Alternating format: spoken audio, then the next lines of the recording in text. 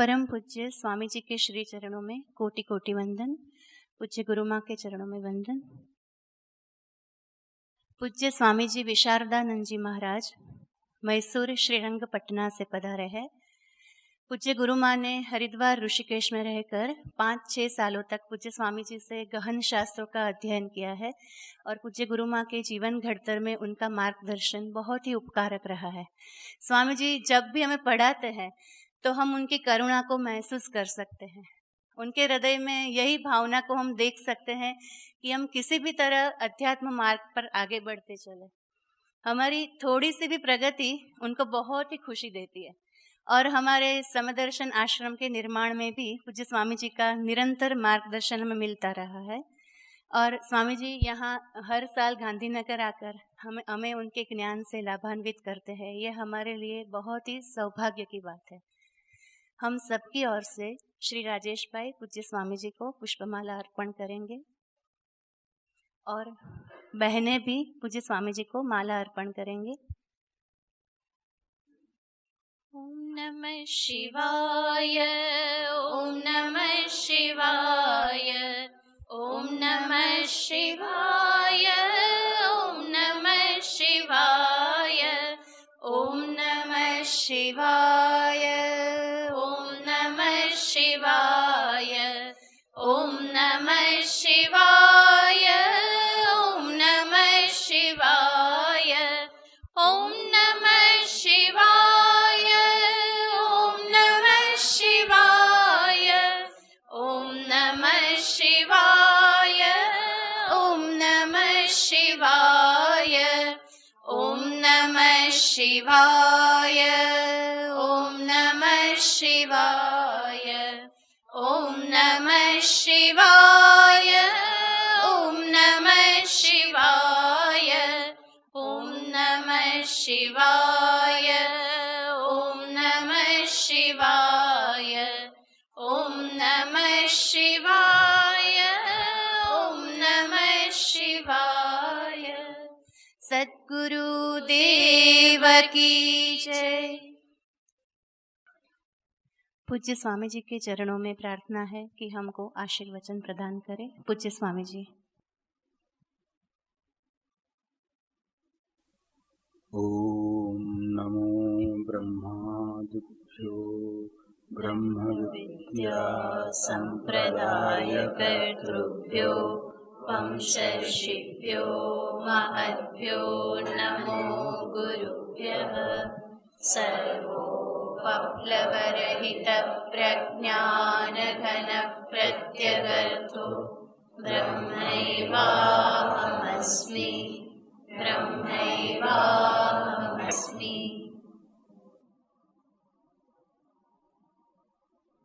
आज आप लोगों के लिए 16वां अध्याय प्रारंभ होने वाला था। 15वां अध्याय समाप्त हो चुका है। अंत में आप ये श्लोक भी सुने, एतद् बुद्ध्वा बुद्धिमान स्यात् कृतकृत्यश्च भारत। जो पुरुषोत्तम के बात कहे, एतत् यही पुरुषोत्तम तत्व को जानकर बुद्धिमान स्यात् कृतकृत्यः स्यात्। कृतकृत्य का अर्थ है जिसके लिए जो करना चाहिए था वो किया जा चुका हो, अर्थ जो प्राप्त परम पुरुषार्थ है, जीवन मुक्त है, उसको कहते हैं कृतकृत्य। जीवन में कर्तव्य कुछ बाकी नहीं रहा, प्राप्तव्य कुछ बाकी नहीं रहा, तब कहेंगे कृतकृत्यता आ गई। ये कृतकृत्यता का हेतु है बुद्धवा। बुद्धवा करते जानकर, ज्ञान। एतत् बुद्धवा बुद्धिमान स्यात्। जानने के बाद ही कृतकृत्य हो सकते हैं। अर्थ ज्ञान ही कृतकृत्यता का साधन है। जब ज्ञान ही साधन है तो ज्ञान को कैसे प्राप्त किया जाए, उसके लिए विचार करना होगा। मन शुद्ध न हो तो ज्ञान प्राप्त नहीं होगा। ज्ञानम उत्पद्यते पुंसाम क्षयात पापस्य कर्मणः। शास्त्र में कहा गया है, जब मन में जो पाप है, कालुष्य है, मलिनता है, वो जब तक नष्ट न होता तब तक ज्ञान उत्पन्न नहीं हो सकता। 16वां अध्याय में दैवी संपत्ति आसुरी संपत्ति के विचार करते हैं भगवान। आसुरी संपत्ति को इसलिए विचार करते हैं कि उसको छोड़ना है, दैवी संपत्ति का विचार इसलिए करते हैं कि उसको प्राप्त करना है। दैवी संपत्ति प्राप्त हो, आसुरी संपत्ति छूटे तो मन शुद्ध होगा, मन शुद्ध होगा तो ज्ञान उत्पन्न होगा, ज्ञान उत्पन्न होगा तो कृतकृत्यता अथ सत्यम अस्ति। उपनिषद जो कहता है, उपनिषद में ये कहा गया है, यह चेत अवेदित अथ सत्यम अस्ति। ये मनुष्य जन्म तब सार्थक होता है। तो इसके लिए ही अध्याय का विचार है। तो ज्ञान कैसे उत्पन्न होगा? मन शुद्ध हो तो। फिर प्रश्न होता है, मन कैसे शुद्ध होगा? दैवी संपत्ति प्राप्त हो तो। दैवी संपत्ति फिर कैसे प्राप्त करेंगे? प्रश्न फिर आ जाता है। दैवी संपत्ति को प्राप्त करने के लिए उपाय है मन में सत्व गुणों को बढ़ाना। जो सत्व गुणों को बढ़ाना चाहता है उसको फिर क्या करना चाहिए? सात्विकान्येव सेवेत पुमान सत्व विवृद्धये। जो सत्व गुणों को बढ़ाना चाहता है वह सात्विक पदार्थ का सेवन करे। तो क्रम इस प्रकार है, सात्विक पदार्थ का सेवन करो, सत्व गुण बढ़ेगा, सत्व गुण बढ़ेगा तो दैवी संपत्ति आएगी, दैवी संपत्ति आएगी तो मन शुद्ध होगा, मन शुद्ध होगा तो श्रवण मनन निधिध्यासन के द्वारा ज्ञान उत्पन्न होगा, और ज्ञान उत्पन्न होने के बाद कृतकृत्यता। अभी सत्व गुणों को बढ़ाने के लिए सात्विक पदार्थ को सेवन करना होगा। तो सात्विक पदार्थ है क्या, उसको भी समझना पड़ेगा।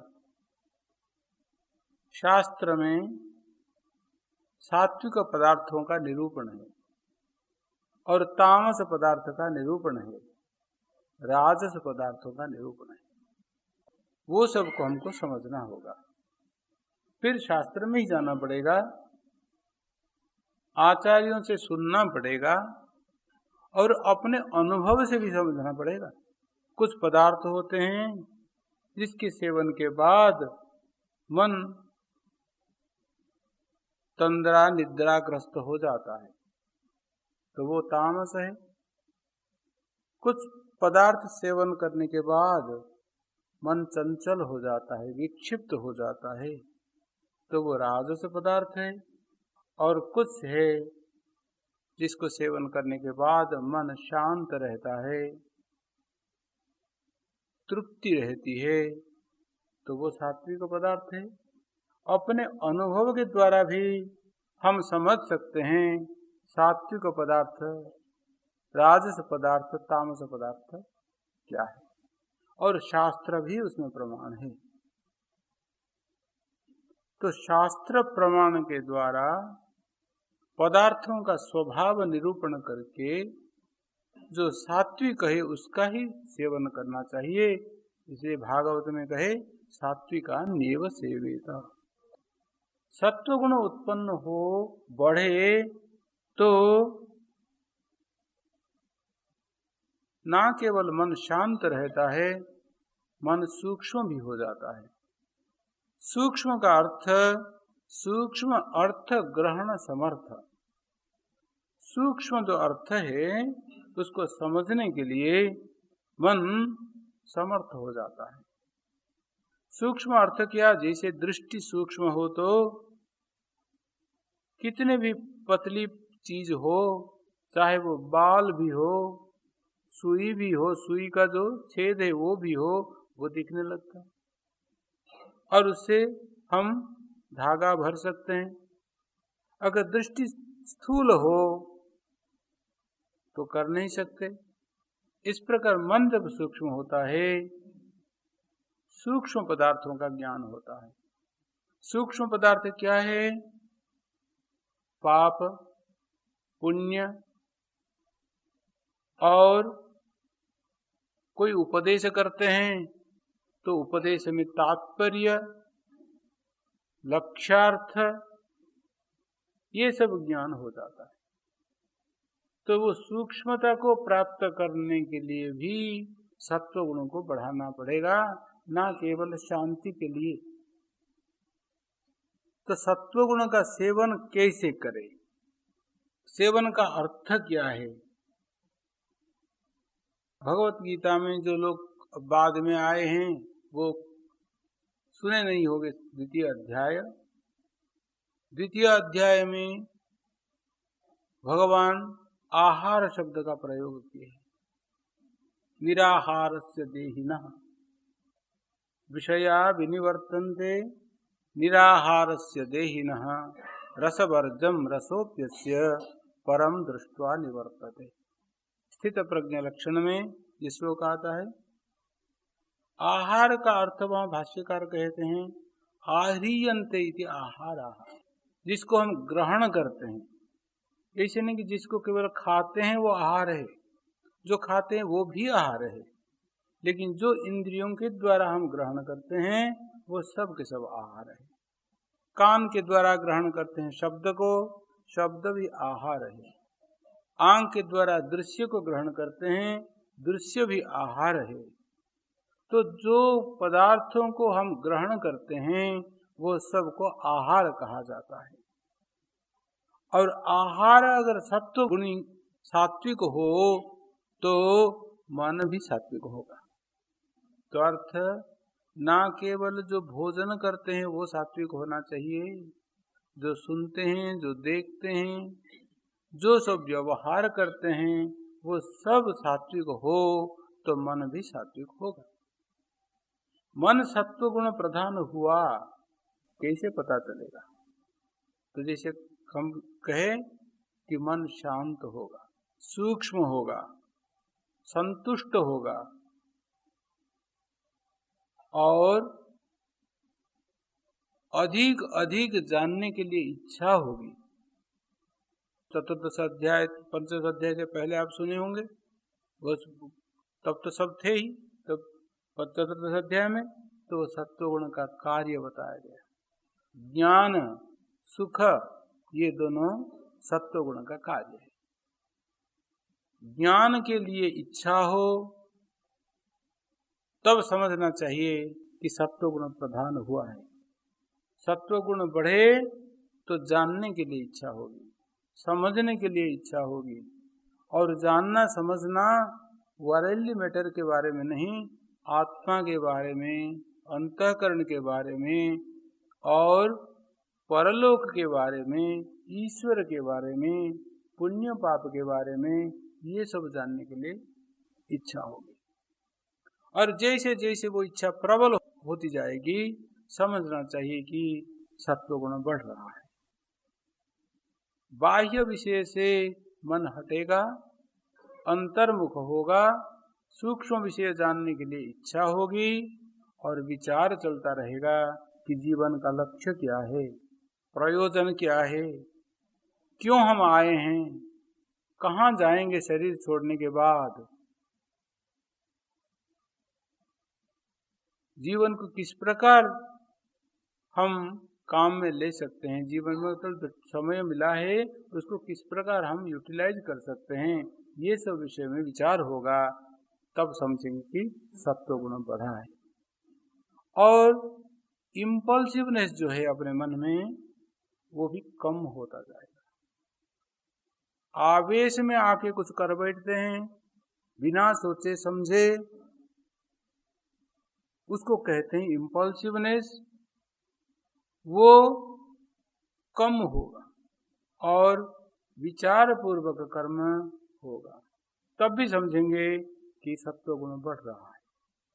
तो सत्व गुणों को बढ़ाने के लिए शास्त्र में बहुत कुछ बताया गया। अगर सत्व गुण बढ़ा नहीं सकते, मतलब तामस राजस पदार्थ सेवन करते ही रहते, कितने भी आप शास्त्र पढ़ लो, कितने भी आप सत्संग कर लो, कितने भी आप तीर्थाटन कर लो, ज्ञान प्राप्त नहीं होगा,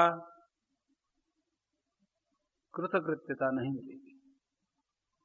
तो जो करना अत्यावश्यक है उसको अच्छी तरह समझना चाहिए।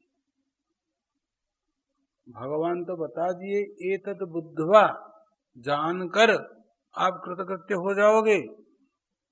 ज्ञान को प्राप्त करने के लिए जो उपाय है वो सबको फिर हमको समझना पड़ेगा। भगवान भी बताए हैं, त्रयोदश अध्याय में बताए, एतत् ज्ञानमिति प्रोक्तम अज्ञानम यततोन्यथा, अमानित्वम अदम्भित्वादि जो वैल्यूज बताए वो सबको ज्ञान कहे, तो ज्ञान साधन है वो। उससे पहले भक्ति योग में बताए, द्वितीय अध्याय से आरंभ करके बार बार साधनों का उपदेश करते रहे। वो सब साधनों को जीवन में उतारने के लिए पहले चाहिए आस्तिक्य बुद्धि, श्रद्धा। आस्तिक्य बुद्धि न हो तो शास्त्र में नहीं आएंगे, सत्संग नहीं सुनेंगे, सुनने पर भी उसमें प्रश्न करते रहेंगे, आक्षेप करते रहेंगे, अनुरूप जीवन को परिवर्तन करने के लिए प्रयत्न नहीं करेंगे। तो श्रद्धालु पहले हो तो जाके आगे श्रद्धालु को कैसे सात्विक बनाया जाए उसके लिए उपाय किया जा सकता है। इसलिए शास्त्र कहता है श्रद्धस्व सौम्य, श्रद्धा रखो तब जाके आप समझ पाओगे। श्रद्धा हो तो शास्त्र को हम मार्ग रूप से देख सकते हैं, नहीं तो शास्त्र केवल इन्फॉर्मेशन होकर रह जाएगा। ये मार्ग है, जीवन को चलाने के लिए जो मार्ग है वो शास्त्र है। मार्गदर्शक कहो या मार्ग कहो, मार्गदर्शक आचार्य, मार्ग है शास्त्र। और एक बार सुन लेते हैं शास्त्र तो फिर तदनुरूप जीवन को परिवर्तन करने के लिए प्रयत्न करते हैं श्रद्धा के कारण। तो आस्तिक्य बुद्धि पहले होनी चाहिए, और इस विषय में तो संशय नहीं, आप लोगों में आस्तिक्य बुद्धि है ही, नहीं तो यहाँ क्यों आते, नहीं तो यहाँ क्यों श्रवण करते। बार बार आते रहते हैं, श्रवण करते हैं, तो यही दिखाता है कि आप में श्रद्धा है जरूर, लेकिन वो श्रद्धा को और भी दृढ़ करना चाहिए। अधिक दृढ़ करने के लिए फिर शास्त्र कहता है कि आपको सत्संग करना है, पूजा पाठ करनी चाहिए, मंदिर देव दर्शन करना चाहिए, व्रत उपवास करना चाहिए, साधु सेवा करनी चाहिए।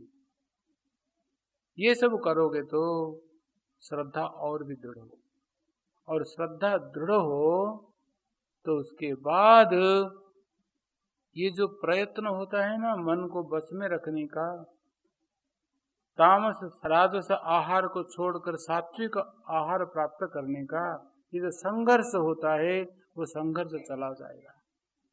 क्योंकि हम चाहते हैं सात्विक पदार्थ को प्राप्त कर सेवन करना, मन चला जाता है तामस और राजस, खींचातानी चलती रहती है। उसको सरल करने का उपाय है ये सब, श्रद्धा को दृढ़ बनाकर संघर्ष को कम करो। फिर वही स्थित प्रज्ञा लक्षण में भगवान बताए, ये इसी संदर्भ में भी रसवर्जम रसोप्यस्य परम दृष्ट्वा निवर्तते। उसके बाद कहे जो कि तानि सर्वाणि संयम्य युक्त आसीत मत्परः वसे ही यस्येन्द्रियाणि तस्य प्रज्ञा प्रतिष्ठिता। तो वहां कहते हैं तत्परः युक्तः वसे ही यस्येन्द्रियाणि, तीनों कंडीशन दी, तब जाकर ज्ञान प्राप्त होगा, तब जाकर रस भी चला जाएगा। विषय में रस तो है, विषय के प्रति आसक्ति है, विषय सुख देता है, इस प्रकार निर्णय मन में बैठा हुआ है। इसलिए विषयों के प्रति जो झुकाव है भगवान भी उसको मान लेते हैं, कहते तो झुकाव तो है ही सबके मन में। आप हठ करोगे कि मैं ये विषय को सेवन नहीं करूंगा, हो सकता है कि कुछ देर तक आप रोक सकते हो, लेकिन विषय के प्रति जो आकर्षण है, वैल्यू है, उसमें सुख साधनत्व है करके जो मान्यता है वो नहीं जाएगी, मान्यता तो बनी रहेगी। उसको कहते हैं रस। वो रसवर्जम, रस तो रह जाता है, विषय तो हट जाते हैं। तो फिर कब तक ऐसी संघर्ष चलता रहेगा? कभी ना कभी विषय प्रबल हो जाएंगे, मन बह जाएगा। इसीलिए भगवान उपाय बताए कि इंद्रियों का तो संयम करना होगा, लेकिन इंद्रिय संयम पर्याप्त नहीं, क्योंकि रस बच जाता है, रस रह जाता है। तो रस को दूर करने के लिए ज्ञान चाहिए, और ज्ञान को प्राप्त करने के लिए इंद्रिय निग्रह होना चाहिए, अन्योन्याश्रय हो जाता है। भगवान इसलिए कहे तत्परः मत्परः युक्त आसीत मत्परः। मैं पर हूँ, श्रेष्ठ हूँ, लक्ष्य हूँ, उपास्य हूँ, जिसके लिए वो होते हैं मत्पर। मतलब मेरे प्रति भक्ति रखो, श्रद्धा रखो। अगर श्रद्धावान होंगे, भक्तिवान होंगे, तब इंद्रिय संयम के द्वारा मन को बस में रखेंगे, और मन को बस में रखने के बाद ज्ञान प्राप्त करके कृतकृत्य हो जाएंगे। तो इंद्रिय संयम करो कहना तो सरल है, इंद्रिय संयम करना बड़ा कठिन है, क्योंकि इंद्रियां हमारी बात नहीं मानती। हम चाहते हैं कि इंद्रियां इस प्रकार व्यवहार करे, लेकिन वो अपने ढंग से चलते हैं, क्योंकि उसके अंदर संस्कार पहले से पड़ा हुआ है, आदत पड़ी हुई है, आदत बिगड़ी हुई है। इसलिए केवल हम कह दें कि वहां मत जाओ, यहाँ मत जाओ, इसको मत सुनो, इतने मात्र से इंद्रियां नहीं मानती। तो इंद्रियों को धीरे धीरे निग्रह करना होगा। जब इंद्रिय निग्रह ठीक हो जाए तब मन शांत होगा।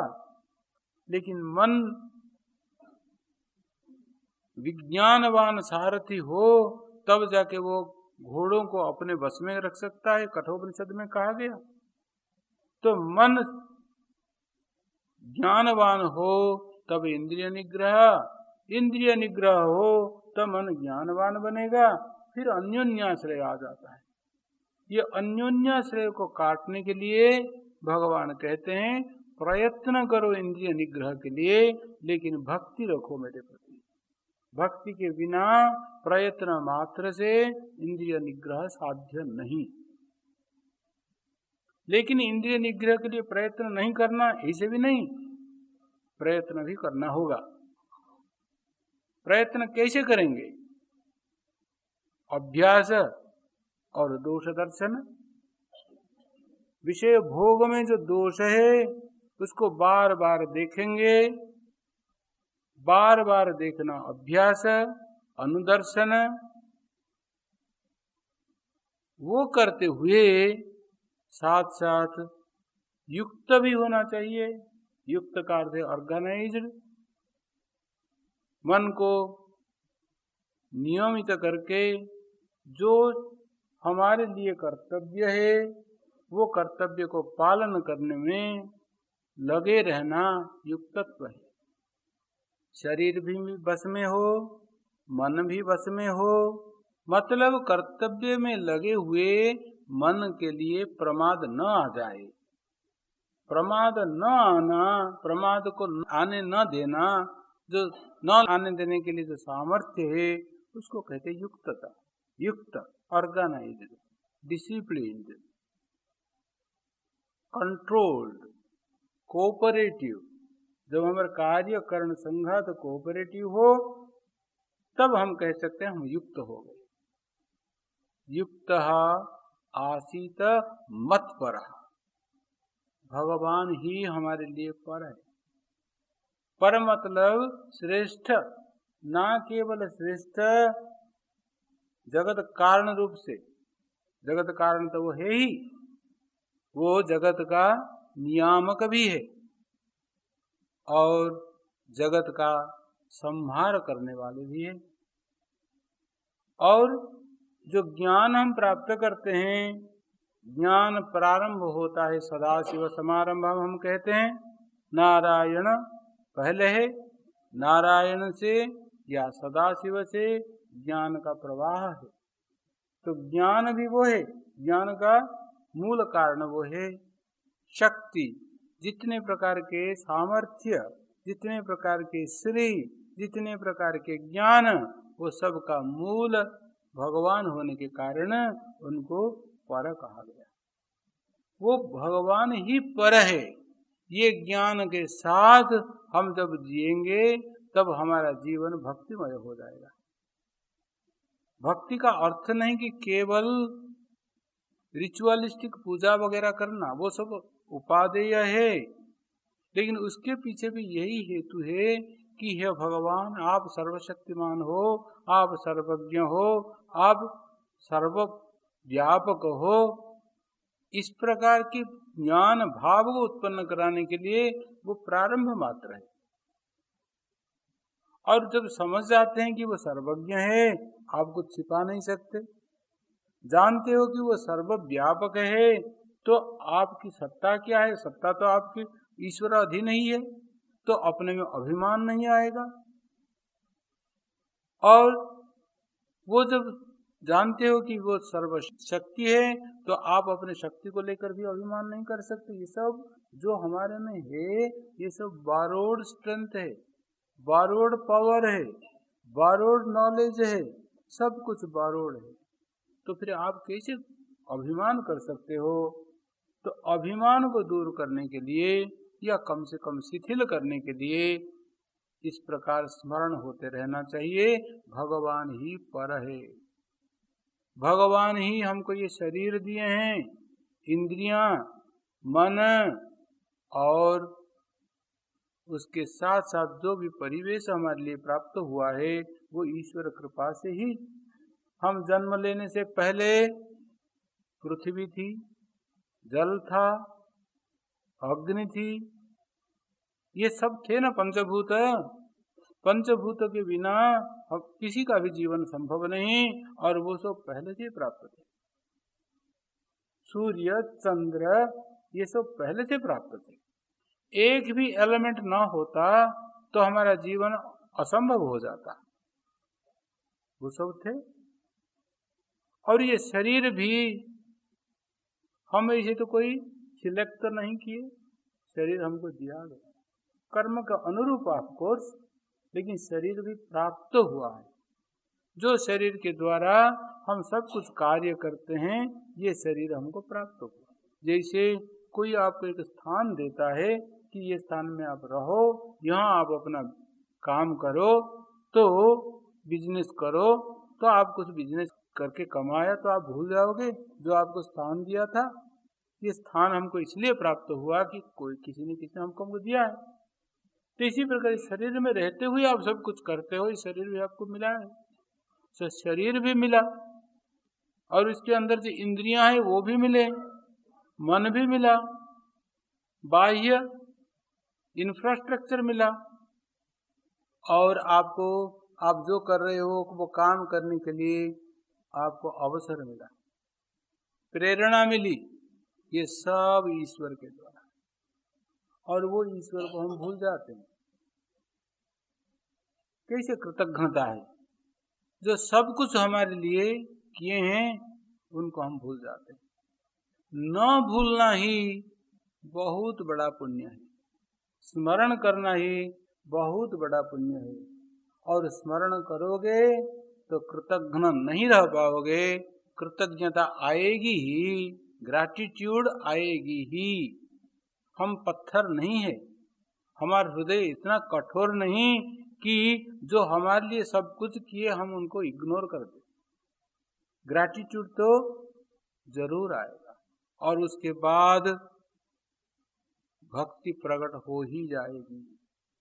भक्ति को प्रकट करने के लिए उपाय है ग्रैटिट्यूड, कृतज्ञता। और ग्रैटिट्यूड को प्राप्त करने के लिए उपाय है जो भी प्राप्त हुआ उसका स्मरण करो, जो आपको मिला उसको बार बार स्मरण करो।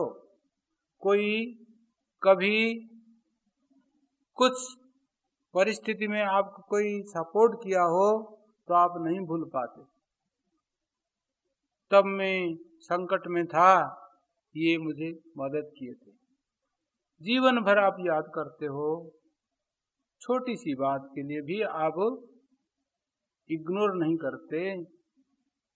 न क्षुद्रोपि प्रथम सुकृतोपेक्षया संसृताय, कालिदास कहते हैं छोटा सा छोटा आदमी भी कुछ अगर उपकार प्राप्त किया हो तो भूलता नहीं।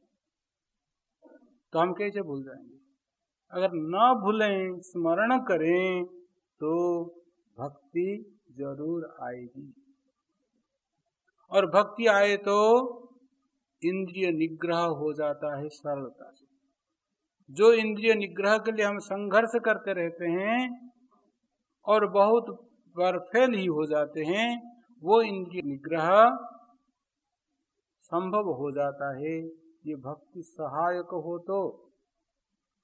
इसलिए भगवान वहां कहे मत परा युक्त आसीत मत परा, प्रयत्न करो, भक्ति भी करो।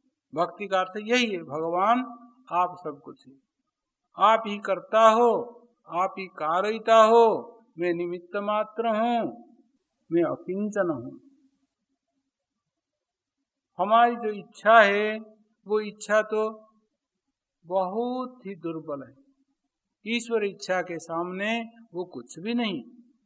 इसलिए हम प्रार्थना करेंगे, हे भगवान हमारी इच्छा आपकी इच्छा के अनुरूप हो जाए, उसमें लीन हो जाए, उसका विरोध कभी न करें। आप जो चाहते हो वही हो, दाई विल बी डन। जो आप चाहते हो वही हो, वो हम स्वीकार करेंगे। तो इस प्रकार प्रार्थना करते रहेंगे और जो हमको उपकार मिला है उसको स्मरण करते रहेंगे तो भक्ति आएगी।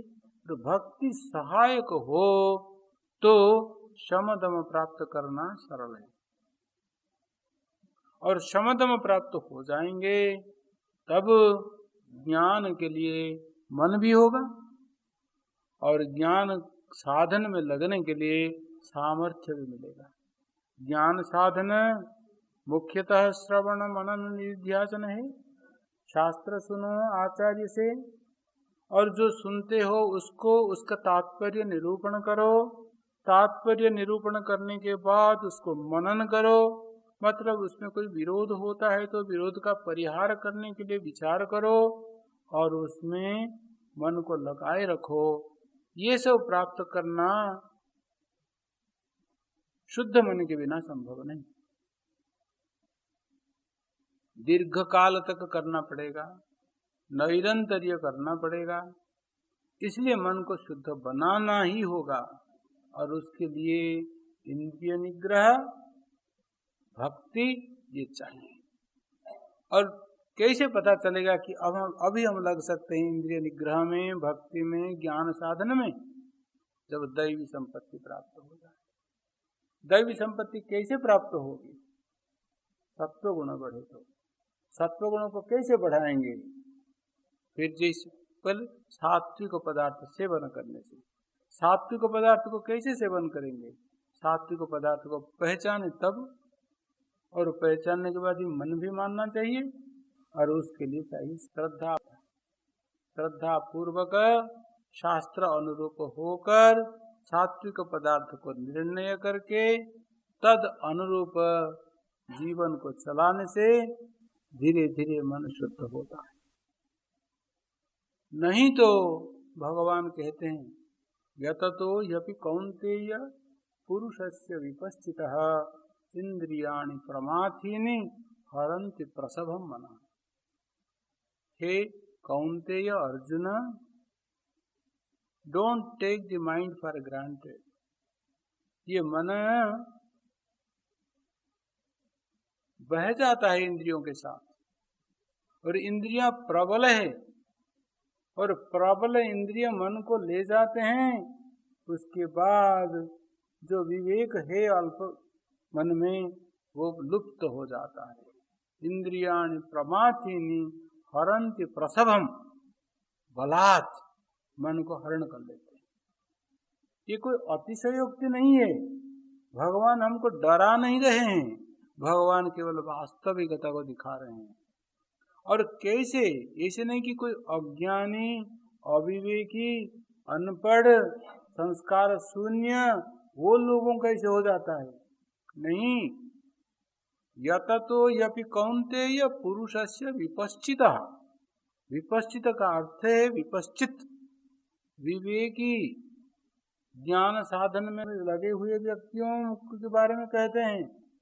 जो लगे हुए हैं, जानते भी हैं, और उसके लिए जो दोष है वो सब दोषों को बता देंगे। इसमें कितने प्रकार के दोष हो तो 1 2 3 4 करके सब हेतु बता देंगे। मतलब वो जानते भी है। ऐसे परोक्ष ज्ञानवान जो है विवेकी, वो प्रयत्न भी करते हैं। यततो यपि, यततः यत्नम कुर्वतः, यत्न के साथ लगे हुए हैं, दोष जानते भी है, फिर भी ये इंद्रियां मन को व्याकुलित करके खींच कर ले जाती है। इंद्रियाणि प्रमाथीनि इंद्रियाणि, प्रमाथी का अर्थ है अनकंट्रोल्ड, इनडोमिटेबल, जिसको डोमिनेट नहीं कर सकते, कंट्रोल नहीं कर सकते, और प्रमाथी हो जाते हैं वो इंद्रियां। प्रमथनशील, प्रमथनशील का अर्थ है जो मथ डालते हैं, मंथन कर देते हैं। ऐसे इंद्रियां मन को खींच कर ले जाते हैं। वायु नावो मीमांसि, जैसे नौका को वायु धक्का लगाकर ले जाती है। तो कब ले जाते हैं? तो वहां कहा जाता, भाष्यकार भी कहते हैं, तो इंद्रियों में जो झुकाव है जो विषयों के प्रति, वो विषयों की सन्निधि में, तो इंद्रियों को रखना पड़ेगा अधीन में। रखते हुए भी कभी कभी वो खींच कर ले जाते हैं, क्योंकि वो प्रोवोक हो जाते हैं। इसलिए अधिक चाहिए भक्ति। भक्ति हो मन में तो सिचुएशन आने पर भी इंद्रियां अपने अधीन में रहेंगी। और कोई सोचता है कि मैं अपने आप सब कर लूंगा, कुछ जरूरत नहीं, मेरे में विवेक है, तो वो देखेगा कि ये संभव नहीं है। तो वो उसके लिए अभी 16 अध्याय में भगवान विस्तृत रूप से वर्णन करेंगे कि दैवी संपत्ति क्या है। अर्जुन के मन में भी संशय रहा था कि कहीं मैं मोक्ष के अयोग्य तो नहीं हूं, तो भगवान कहते मां सुचा, इसे संशय नहीं करना अर्जुन, आप दैवी संपत्ति में ही जन्म लिए हो, मतलब आप मोक्ष के अधिकारी हो। तो वहां कहेंगे अभयम सत्व संशुद्धि ही, ज्ञान योग व्यवस्थिति ही, इत्यादि इत्यादि सब आप एक एक वैल्यू को आप सुनोगे। विस्तृत रूप से ये सब बताया जाएगा, ध्यान से आप लोग सुनना। एक एक जो वैल्यू है वो आपके जीवन को संपूर्ण रूप से परिवर्तित करने की क्षमता रखते हैं। एक वैल्यू, अभय को, सत्व संशुद्धि को, ज्ञान योग व्यवस्थिति को, दानम दमश्च यज्ञश्च स्वाध्याय, तप, आर्जव एक्सेट्रा, कोई भी एक वैल्यू को भी आप पकड़ लोगे तो जैसे कि डूबता हुआ कोई आदमी नौका को प्राप्त कर लेता है, इस प्रकार जीवन के लिए कुछ आलम्बन मिल जाता है। ये सब वैल्यू आने वाले हैं, डोंट टेक फॉर ग्रांटेड। वो सब वैल्यू को अच्छी तरह सुनो, मनन करो, जीवन में उतारने के लिए प्रयत्न करो, और जब आसुरी संपत्ति आएगी विचार, तब भी आपको उसको प्राप्त करने का जरूरत नहीं, वो पहले से प्राप्त है सबके जीवन में। जो आसुरी संपत्ति, उसको कैसे हटाया जाएगा, निकाला जाएगा, वो उपाय भी बताया जाएगा। दंभ, दर्प, अहंकार, क्रोध, पारुष्य, ये सब आसुरी संपत्ति है। ये सबको कैसे निकाला जाए, हे करके पहले स्वीकार करो, अपने में है। उसको कहोगे नहीं इसे कुछ भी नहीं है, तो डिनायल है। जब आप मानते ही नहीं तब तो उसका करेक्शन कैसे करोगे?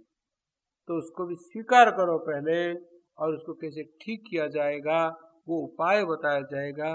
केयरफुली सुनो, ध्यान से सुनो, और जाकर केवल सुनना नहीं, सुनकर नोटबुक में लिख लिया, बाद में नेक्स्ट क्लास में नोटबुक खोला, इसे नहीं।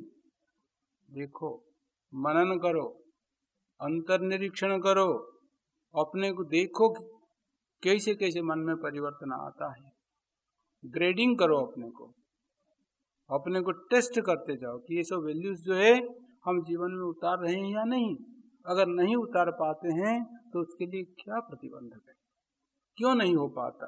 क्या हम ध्यान नहीं देते, समय नहीं देते, मन विरोध करता है, या जो उपाय कहा गया उसमें विश्वास नहीं होता है? क्या कारण है? अगर कहेंगे समय नहीं है सबके लिए, तो समय किसके लिए है फिर? जो आपको शांति सुख दे, उसके लिए आपके पास समय नहीं कहना मूर्खता ही है। कौन कहेगा कि मैं अस्वस्थ रहूंगा? कौन कहेगा कि मैं अशांत रहूंगा, दुखी रहूंगा? सबको सुख चाहिए, शांति चाहिए, स्वस्थता चाहिए, और उसके लिए ये उपाय है। अगर मन कहता है कि टाइम नहीं है, तो मन को समझाना होगा। Nothing is more important then this. जीवन में वैल्यू को प्राप्त करना, ये तो एक प्रोजेक्ट बनना चाहिए। हम बहुत सारे प्रोजेक्ट बनाते हैं जीवन में। कोई चाहता है मकान बनाना, कोई चाहता है बिजनेस बिल्टअप करना, कोई चाहता है करियर बनाना, कोई चाहता है धन कमाना, कोई कुछ चाहता है, कोई कुछ चाहता है। लेकिन ये भी तो सोचना पड़ेगा कि जीवन में शांति चाहिए, सुख चाहिए, स्वस्थता चाहिए। उसके लिए जो काम करना है यही है, दैवी संपत्ति को प्राप्त करना है। और भगवान इसको बारे में बताने में कभी कसर नहीं छोड़ते। बार बार कहना हो तभी कहते हैं। भूयोपि पथ्यम वक्तव्यम, बार बार कहते हैं। पथ्य जो होता है उसको बार बार कह देते हैं डॉक्टर, एक देखो इसको ही खाना, इसको छोड़ना, इसको नहीं खाना। तो जो पथ्य है, पथ्य के बारे में कभी डॉक्टर ये नहीं कहते एक बार तो बता दिया फिर क्यों बार बार बताना ही होता है। तो भगवान द्वितीय अध्याय से आरंभ करके बार बार ये वैल्यू को शब्दांतर से बताते आते हैं। तो अभी उसके बाद फिर नहीं बताएंगे। 16वां अध्याय के बाद अभी प्रैक्टिस का टाइम है। इसीलिए वो वैल्यू को, ठीक है कुछ तो सत्व रज तम विचार होगा, लेकिन इस प्रकार संपत्ति दैवी संपत्ति रूप से जिस प्रकार कहा गया ऐसे नहीं कहेंगे, सात्विक रूप से कहेंगे। 17 अध्याय में 8 अध्याय में भी कुछ कहा जाएगा। लेकिन यहाँ जो दैवी संपत्ति, आसुरी संपत्ति, ज्ञान गुण, भक्ति गुण, गुणातीत लक्षण, स्थित प्रज्ञा लक्षण, इस प्रकार करके पूंजीभूत करके नहीं कहेंगे। तो उसको प्राप्त करने के लिए मेरा यही सजेशन है आप लोगों को कि अभी नवरात्रि आरंभ हो रही है, और यहाँ भगवत गीता के 16 अध्याय भी आरंभ होना और वो दैवी संपत्ति प्रारंभ होने वाली। तो ये एक पुण्य काल है और पुण्य काल को हमेशा इस प्रकार ही यूज करना चाहिए। एक संकल्प लो कि ये पुण्य काल में हम ये संकल्प लेंगे, क्या ये जो दैवी संपत्ति गुरु माँ यहाँ सिखाने वाले हैं, आपको समझाने वाले हैं, वो सब संपत्ति को प्राप्त करके ही रहेंगे। भगवती माँ के आशीर्वाद से वो सब संभव है। शक्ति की आराधना करनी चाहिए और यही मांगना चाहिए कि हमको यही दो, यही शक्ति दो माँ कि हम ये गुण को जीवन में उतार पाएंगे। बहुत कुछ मांग चुके हैं, अभी मांगेंगे दैवी संपत्ति। रूपम देहि, बलम देहि, यशो देहि इत्यादि इत्यादि बहुत प्रार्थना कर चुके हैं। अभी वो सब प्रार्थना को छोड़कर दैवी संपत्ति को दो, यही प्रार्थना करनी चाहिए। संयोग है, पुण्य काल भी है और शुभ अवसर भी है और उचित शास्त्र का अध्ययन भी अभी है। और सब मुझे पता है गुरु माँ अच्छी तरह आप लोगों को समझाते हैं, आप लोग जानते ही हो, लेकिन ये जो विषय है ये और भी प्रासंगिक है और भी हृदय के सन्निकृष्ट है। जब फिर कभी समय होगा मुझे आप बताओगे कि इसका प्रभाव आपके ऊपर कैसे पड़ा। ये जो दैवासुर संपत्ति विभाग योग, उसको सुनने के बाद, मनन करने के बाद,